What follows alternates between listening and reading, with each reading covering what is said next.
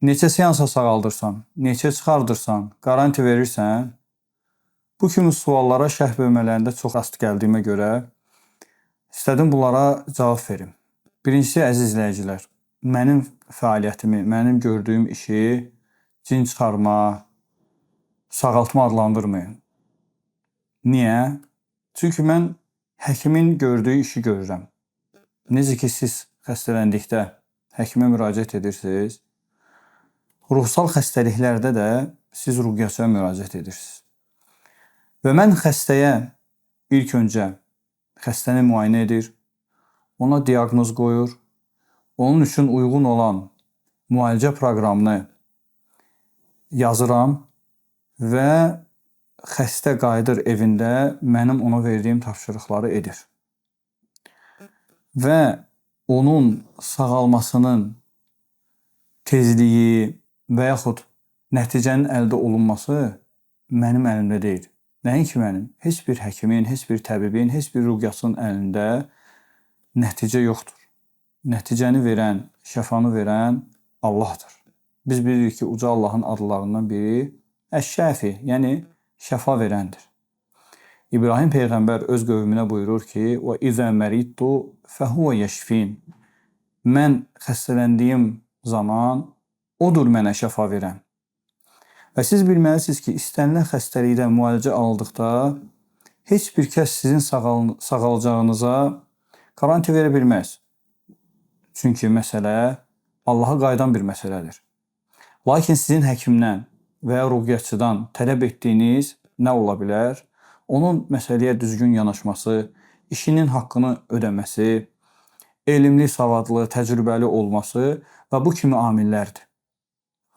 Siz mənim yanıma gəldikdə və ya həkimin yanına getdikdə ilk növbədə sizdən sorğu-sual olunursunuz. Nə üçün gəldiyinizi, hansı əlamətlər sizi narahat etdiyinizi soruşulur. Lazım olarsa analizlərə göndərilir. Hər hansı bir sahədə MRT-yə, digər sahədə UZI-yə və başqa cihazlardan keçmək sizə tövsiyə olunur ki, sizi müalicə edəcək həkim, terapeutiniz doğru-dürüst şəkildə sizin diaqnozunuzu qoysun və sizə doğru müalicə tətbiq etsin. Bu cür ruhiyyədə də belədir. Siz ruhiyyəçiyə müraciət etdikdə o sizi dinləyir, sizi sorğu-sual edir, ruhsal xəstəliklərin əlamətləri haqqında sizdən soruşur, müəyyən bir ehtimal yaranır onda. Daha sonra isə ruhiyyə seansı edərək ruhiyyə zamanı sizdə baş verən halları müşahidə edir, sizdən soruşur və bunun üzərindən diaqnoz qoyur. Qeyd edim ki, diaqnoz hər xəstədə ilk seansdan qoymaq olmur. Bir çox xəstələrdə ilk seansdan təyin etmək olur və yaxud ehtimal etmək olur ki, bunun xəstəliyi nədir? Göz dəymədir, yoxsa cin musallatıdır, yoxsa cadudur, yoxsa nədir? Lakin bəzi hallarda elə olur ki, ilkin seansdan çətin olur ruhiyyəçiyə diaqnoz qoymaq, xəstəliyi təyin etmək. Onun üçün təkrar seansa ehtiyac olur və yaxud ruhiyyəçinin müəyyən verdiyi tapşırıqları siz evdə yerinə yetirirsiniz və ona geri dönüş edərək əlavə məlumatları ona verirsiniz.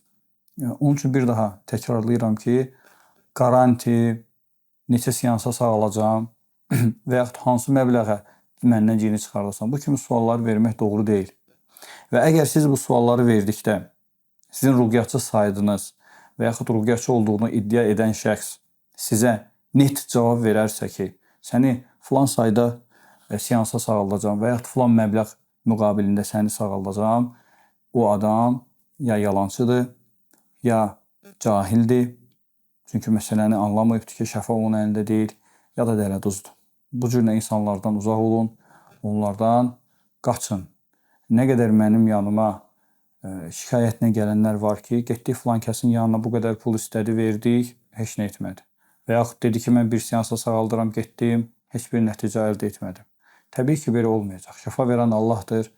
Ruhiyyəçi sizə şəfa verə bilməz. Ruhiyyəçi və yaxud həkim və yaxud təbib, kim olursa olsun, sizə istiqamət verər, yönləndirər. Lakin siz unutmamalısınız ki, nəticə Rəbbinizin əlindədir. Və siz istənilən xəstəlikdən tədavi olunduqda, müalicə olunduqda ilk növbədə uca Allaha təvəkkül etməli, ilk növbədə uca Allaha çoxlu dua etməlisiniz ki, sizə şəfa versin. Bu mövzu ilə bağlı deyəcəyim bu qədər. Növbəti mövzuda görüşənə qədər. Əssəlamu aleykum və rəhmətullahi və bərəkatuhu.